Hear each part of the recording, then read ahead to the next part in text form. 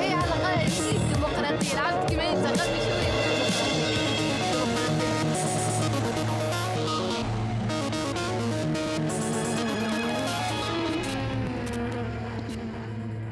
Maghreb Orient Express, bienvenue à tous, ravi de vous retrouver, émission spéciale Cali Graffiti. En Tunisie, en Égypte, le graphe fait sa révolution. Il est devenu l'expression de la contestation, de la revendication et de la colère. Nous allons voir comment les graffeurs se réapproprient l'écriture arabe en créant de nouvelles typographies. Avec nous dans MOE sur TV5 Monde, pour la première fois, l'un des plus célèbres calligraphes. Il s'agit d'Hassan Massoudi. Bienvenue à vous, merci d'être avec nous. Merci. Vous êtes également peintre, vous vivez à Paris, vous avez quitté l'Irak il y a maintenant 45 ans. Merci d'être avec nous. Leslie Villaume, bienvenue à vous également. Vous êtes co-auteur du documentaire Graffiti Baladi. Vous avez rencontré les jeunes révolutionnaires égyptiens.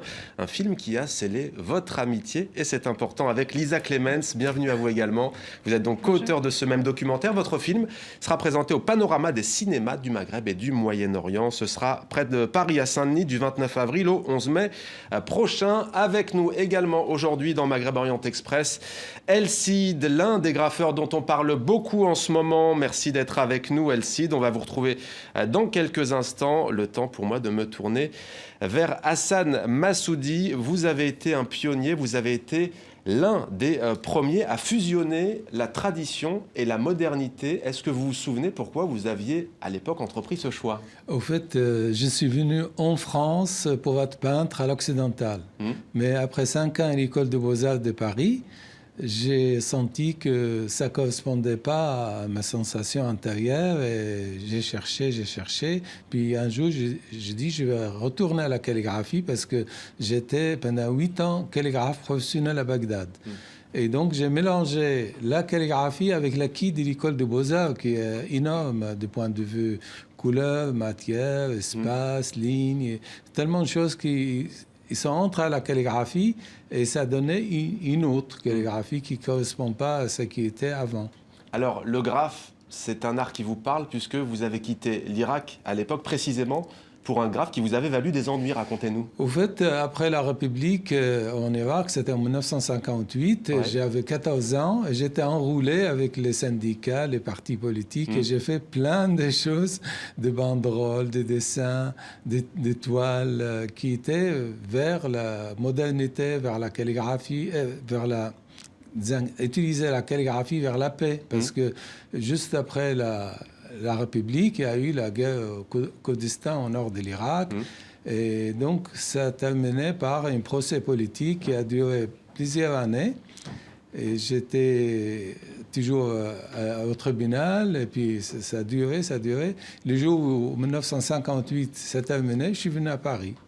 Alors, Leslie Villaume, comment est né ce projet Graffiti Baladi ?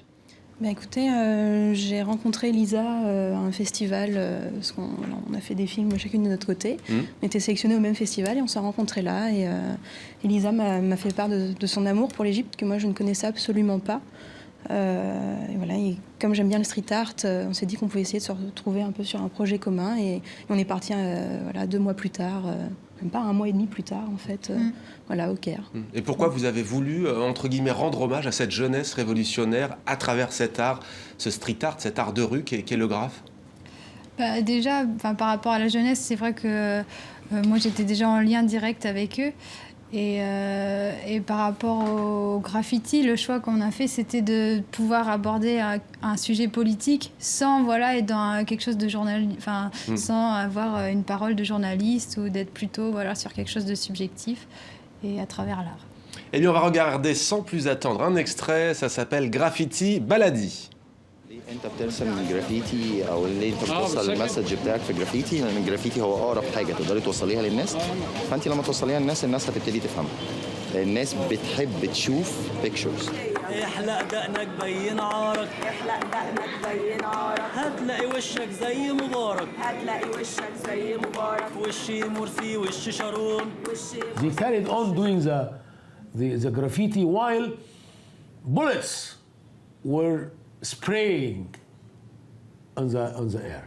اي بنت فينا اصلا بتشارك وبتشارك يعني بقدر كبير وما عنديش مانع ان انا اطلع على سلم ارسم في الشارع عادي مش بخاف يعني وكده.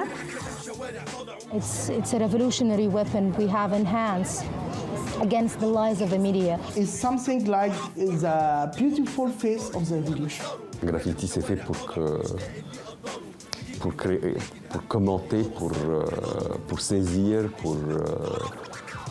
pour émouvoir et pour mobiliser des gens à un moment très très précis. Donc c'est l'aspect politique du graffiti, c'est très très mobilisateur en quelque sorte.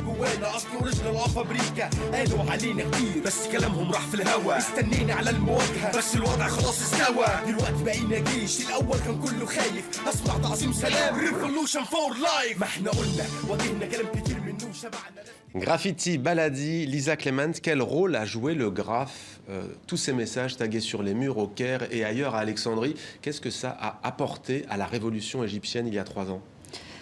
Disons que le graffiti, au tout début, c'était plus des messages écrits sur les murs, plus que vraiment des fresques ou des œuvres d'art. Et ça a vraiment été une volonté pour les artistes. Il y en a eu 2.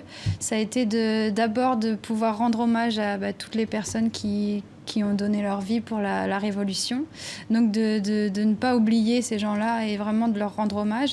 Et la deuxième, c'était de trouver leurs propres médias pour dire leur vérité et ce qu'ils avaient, ce qu'ils pensaient vraiment du système, comment était dirigé le pays. Et donc de pouvoir dire ce qu'eux pensaient et aller contre ce que pouvaient dire les médias. Les civiliums, leur inspiration, d'où vient-elle? C'est le vécu, c'est le quotidien des habitants du Caire, Alors, je ne pourrais peut-être pas faire une réponse très complète parce qu'on a rencontré pas mal de graffeurs et moi, je me sens pas en fait de donner des règles générales, mais ce que j'ai cru comprendre, c'est que Internet avait joué un rôle assez important qui a permis de découvrir des graffeurs du monde entier. Donc, on voit des fois des graphes qui même stylistiquement, font référence à des graffeurs européens et autres. Après, ils ont aussi un style propre. Par exemple, Allah, qu'on avait rencontré, mélange un peu les styles de l'ancienne Égypte, les codes vraiment graphiques de l'Égypte antique, et puis donne une touche assez moderne dans le propos. Donc, ce serait difficile de donner un catalogue, mais on a essayé de balader un peu tout ça. Voilà. Hassan Massoudi, à l'heure où l'on parle beaucoup des réseaux sociaux, on sait qu'Internet a joué un rôle important dans ces printemps arabes, entre guillemets. Est-ce qu'au fond, un tag, une parole, un dessin sur un mur n'a pas autant de poids, voire plus, qu'un message posté, qu'une image postée sur un réseau social? Oui, et puis dans les pays arabes et islamiques, depuis 1000 ans, on a utilisé les lettres sur le mur. Si on va en Irak, en Iran, en Asie centrale, on va voir de l'écriture sur le mur. On a vu ça depuis l'enfance. Donc on est très sensible à ces nouvelles écritures, des textes politiques qui correspondent aussi à ce qu'on vit à l'intérieur de nous-mêmes.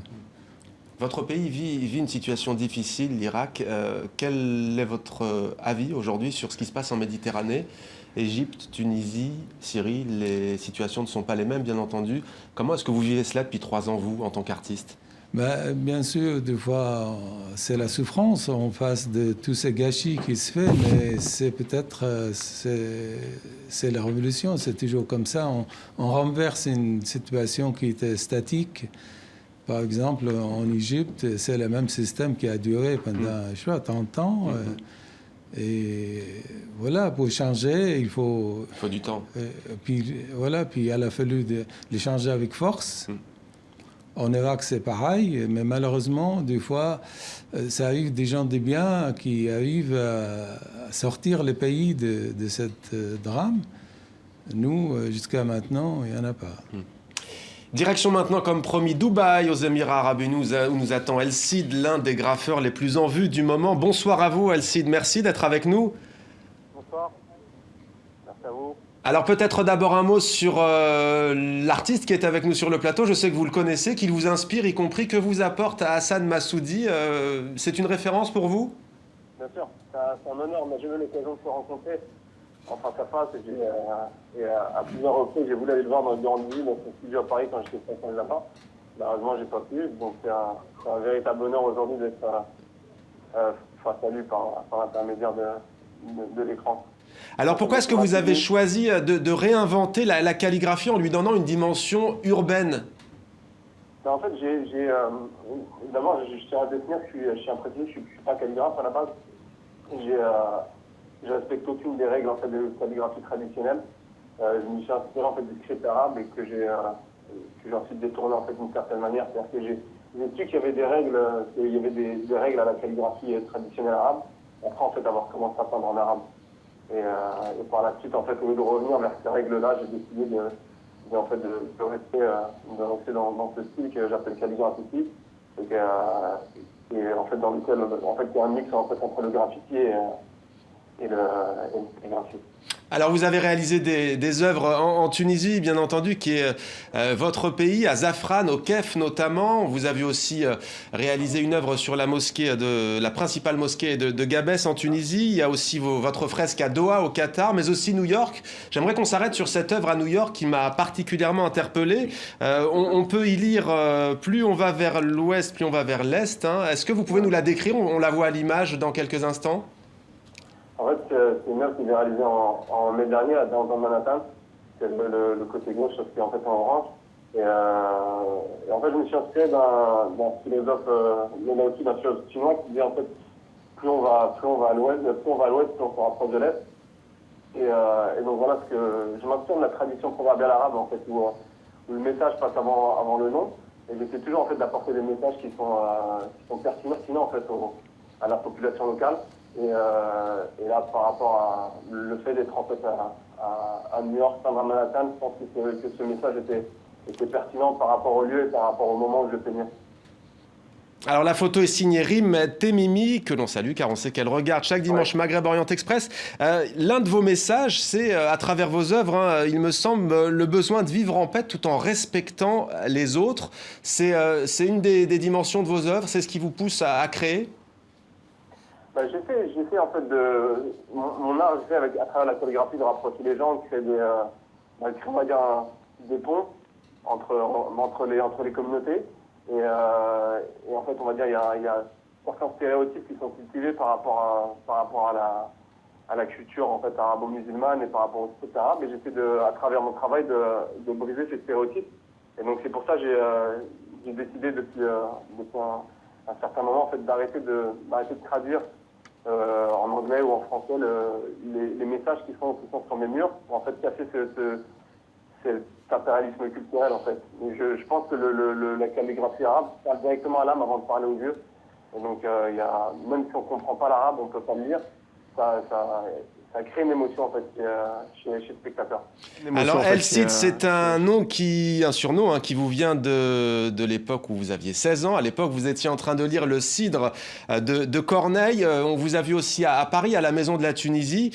Une question sur nos deux invités, Leslie et Lisa, qui sont en plateau, qui ont réalisé un documentaire qui s'appelle Graffiti Baladi.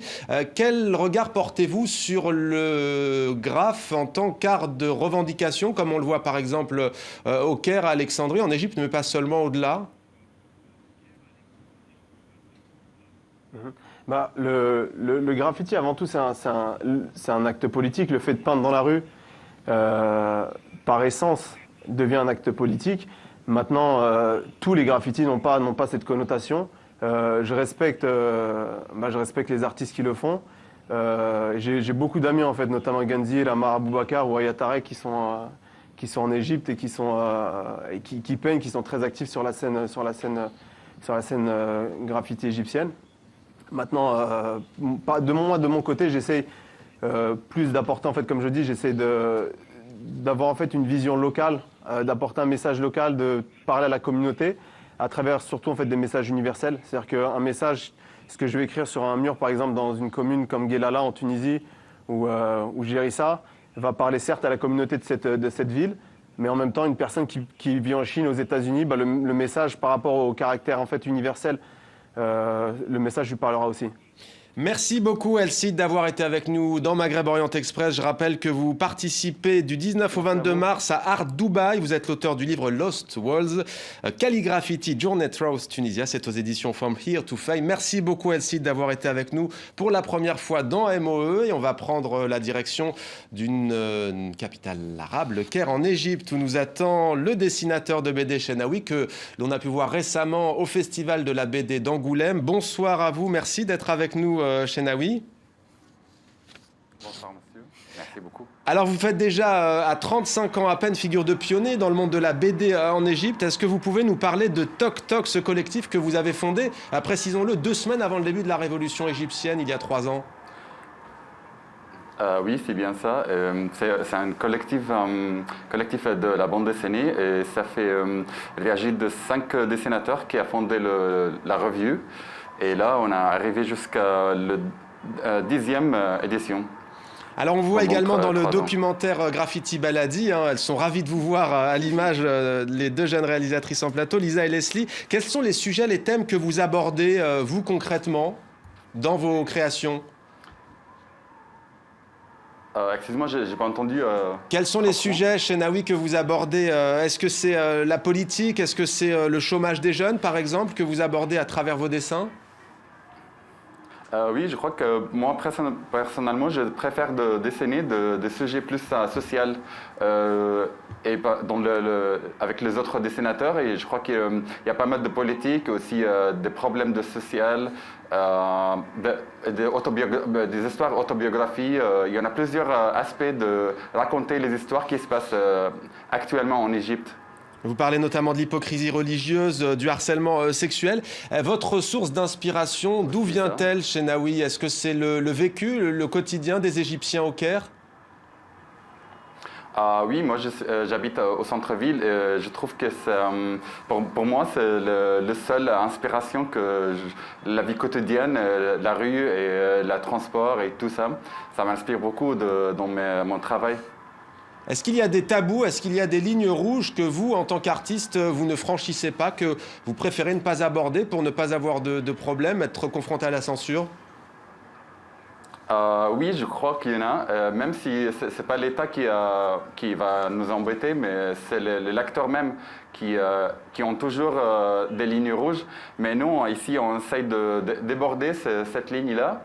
Mais même si on essaye de faire un peu subtil ou de donner un sujet pour juste faire les gens penser, réfléchir de ces sujets-là. Restez avec nous, Chenaoui, on vous retrouve dans quelques instants. Alors, pourquoi est-ce que vous avez choisi en particulier cet artiste dans votre documentaire?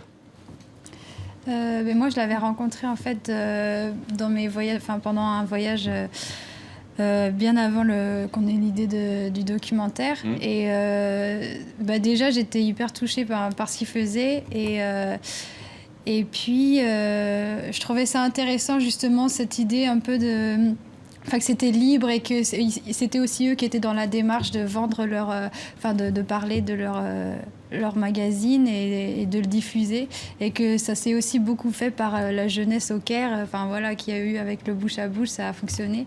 Et quand on l'a rencontré et qu'il nous a montré plus de magazines, c'était aussi les sujets, il y avait des BD sur le sexe, il y avait plein de choses qui nous parlaient et qu'on ne s'attendait pas forcément à voir.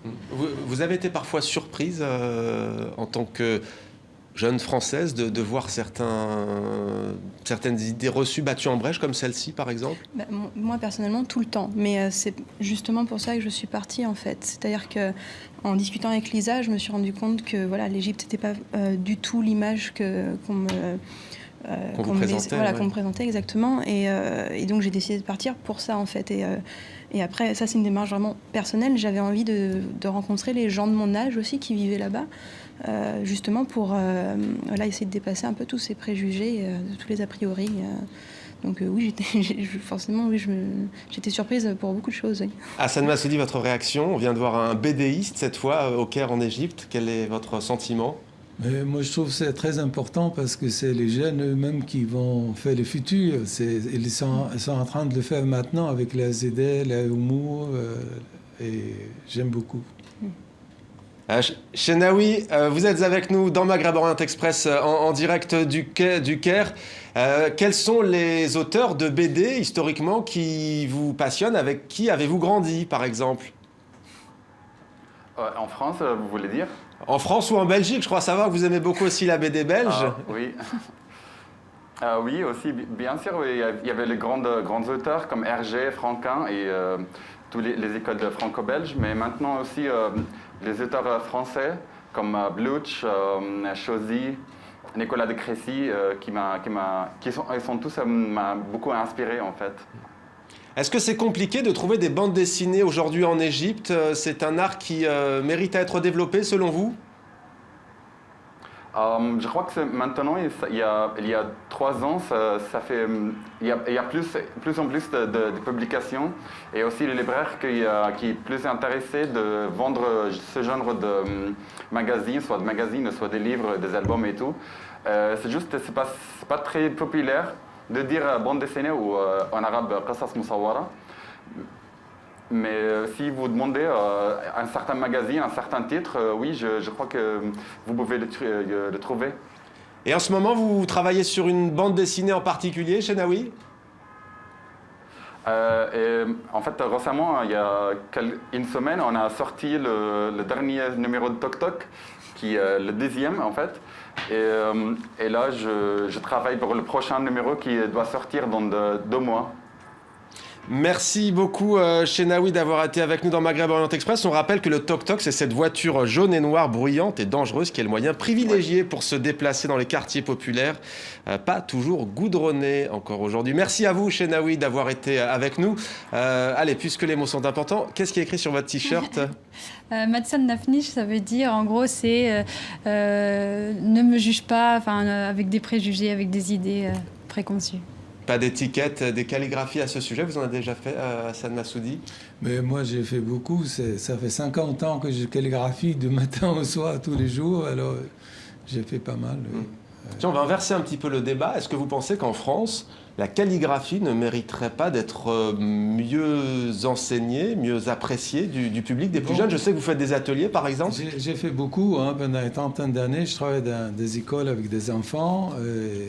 Je crois que c'est un peu comme la musique. Quand un enfant il apprend jouer le violon, mais il voit à l'intérieur de soi-même des rythmes, des règles. Et tout ça, ça l'aide à le constituer intérieurement. La calligraphie, c'était toujours, depuis l'Égypte antique, on a des textes qui parlent de l'apprentissage de l'écriture comme sens, sonorité et forme.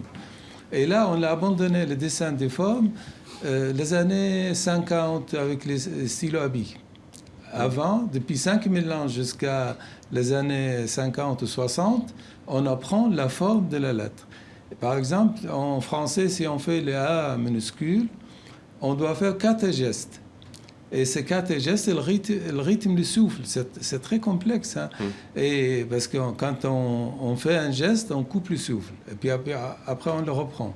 Et à la fin, le travail calligraphique fait allonger le souffle. Et quand on voit quelqu'un qui a peur, le souffle est très court. Parce que comme ça. Tandis que quand on allonge le souffle, ça amène le calme. Et moi, je dis dans les écoles, je dis, regardez, les enfants qui font de la calligraphie sont beaucoup plus calmes que les autres qui ne le font pas. Ça apaise. Et puis bon, il y a d'autres choses. Il y a le côté esthétique. Après, c'est un art. Il y a le sens, parce qu'on prend des belles phrases, la calligraphie. Tiens, Lisa, puisque tout à l'heure je vous demandais ce qui était écrit, sachez qu'ici on déchiffre moins bien, c'est de la calligraphie, mais allez, on pourrait le traduire en dialecte algérien par allez-y à fond, vas-y à fond, gardons la forme, gardons la pêche, comme disent certains. Et c'est de Sino, un artiste algérien passionné de manga que l'on salue, car c'est un fidèle de l'émission. Les projets, quels sont-ils? Est-ce que vous avez envie de poursuivre dans cette voie en Égypte, dans ce champ artistique, voire un autre? Alors, moi, personnellement, non. Ah, vous allez vous séparer déjà? Non, on reste amis. Mais sans plus, c'est ça, non. Non, et puis sérieusement, vous avez envie de retourner en Égypte? Oui. Alors après, moi, en tout cas, pas pour faire forcément des films. Moi, j'ai vraiment envie d'être réalisatrice, mais le documentaire m'intéresse, la fiction aussi. Donc, oui, j'ai des projets de courts-métrages et d'autres documentaires, mais qui ne portent absolument pas sur le monde égyptien. Vous êtes en contact avec certains des artistes que vous avez rencontrés, Chenaoui par exemple, au téléphone ou... Oui, toujours. C'est plus Facebook, ça marche assez bien. Ouais. Et pas forcément que des graffeurs.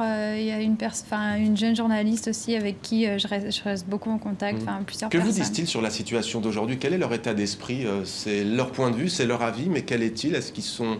On n'a pas pu le demander à Chenaoui, mais... Aujourd'hui, à l'heure actuelle, en fait, j'en parle plus beaucoup parce que je les trouve assez pessimistes et j'ai l'impression qu'ils ont plus envie d'esquiver le sujet. Ils ont un peu marre qu'on leur demande choses. alors comment c'est. Ouais. Et ils voient pas trop le bout, donc on parle plus vraiment de ça du coup en ce moment. Et vous, à titre personnel, sur la situation, vous restez relativement optimiste? Vous dites que de toute façon... J'ai envie de rester optimiste. Après, voilà, faudra voir aussi en juin ce qui va se passer. Avec Après, les moi, élections, je suis persuadée que la jeunesse va continuer et qu'il y a quand même quelque chose qui est en marche, quoi qu'il arrive. Merci à tous les trois. Une information avant de nous quitter. Si ce monde de la calligraphie et des graffitis vous passionne, eh bien sachez que le film Artoir de Marco Wilsme sera projeté le 25 mars prochain à l'ICI, l'Institut des cultures d'islam. C'est à Paris, dans le Nord, à la Goutte d'Or, dans le 18e. Voilà, c'est l'histoire de jeunes artistes égyptiens qui interrogent les printemps arabes à travers les peintures murales. Merci à vous d'avoir été avec nous. Merci d'être fidèle à MOE depuis plus de 3 ans maintenant. On se retrouve dimanche prochain pour un nouveau numéro. D'ici là, eh bien, les réseaux sociaux, on attend vos réactions. Connectez-vous pour plus de contenu. À très vite sur TV5 Monde.